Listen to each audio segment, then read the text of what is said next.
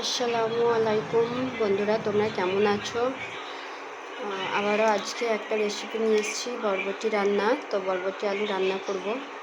প্রথমেই কড়াইয়ের মধ্যে আমি তেল দিয়ে নিলাম। তেলটা গরম হয়ে গিয়েছে, তো ফোড়নের জন্য আমি গোটা জিরে দিয়ে নেব। তারপরে দিয়ে দেবো কেটে রাখা পেঁয়াজ।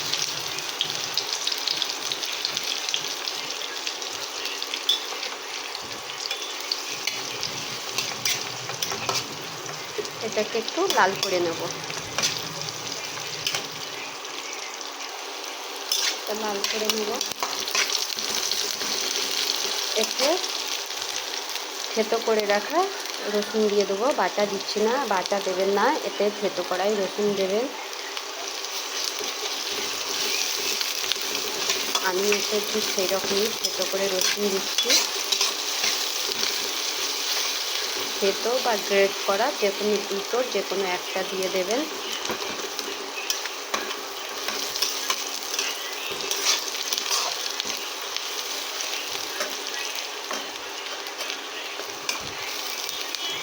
এর মধ্যে আমি কেটে রাখা আলু দিয়ে নেব।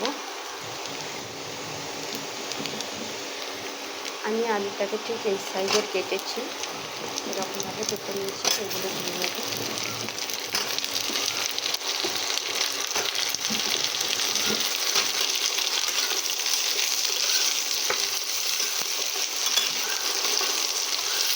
এতে পরিমাণ মতো নুন দিয়ে নেব। এবার নুন দিয়ে নিচ্ছি।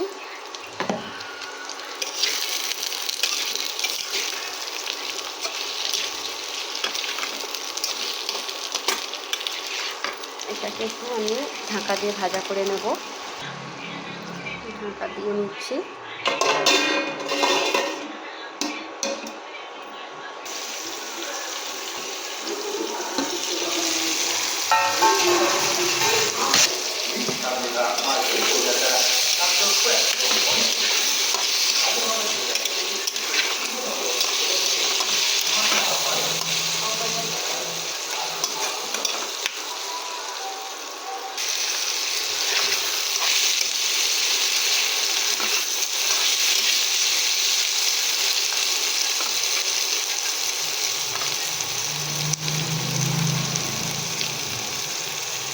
এতে সমস্ত মশলা দিয়ে নেব।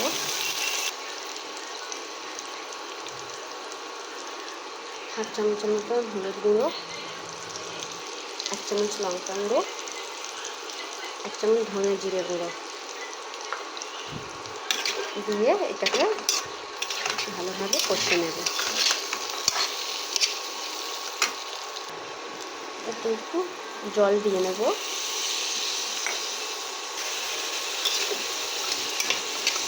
জলটা দিয়ে আলুর সাথে মশলাটা খুব সুন্দরভাবে কষিয়ে নেব।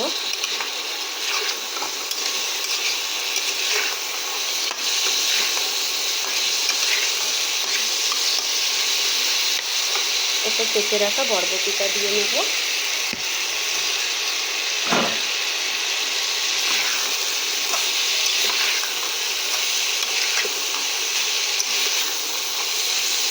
বরবটিটার সঙ্গে ভালোভাবে কষে নেব।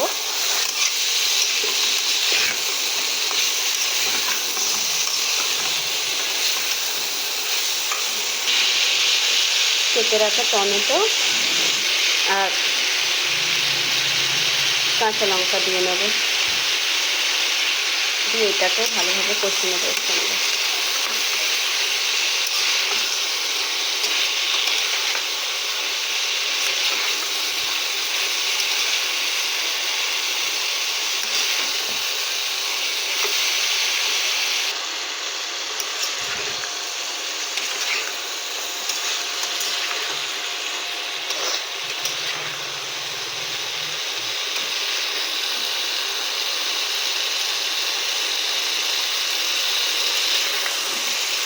আমি কষে এটাই করে নেব।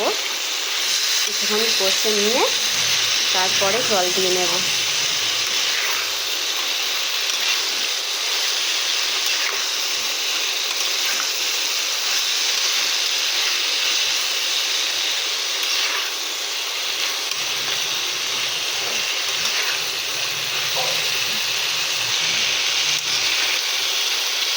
সাথে কষানো হয়ে গিয়েছে। তো এবারে আমি এতে পরিমাণ মতন জল দিয়ে নেব।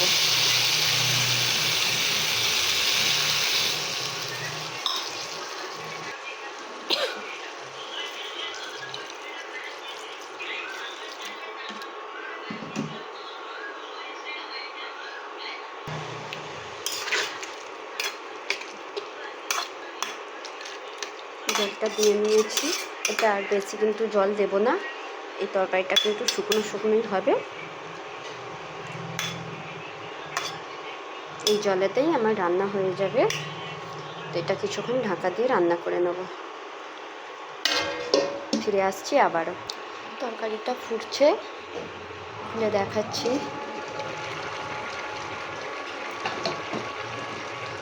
ফুটতে শুরু করেছে।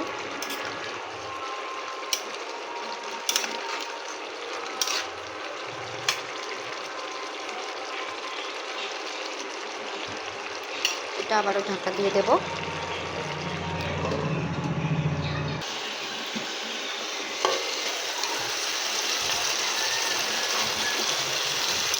দেখো বন্ধুরা,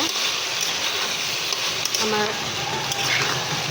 এটা কত সুন্দরভাবে হয়ে গেছে, একদম মাখা মাখা শুকনো শুকনো হয়ে গিয়েছে।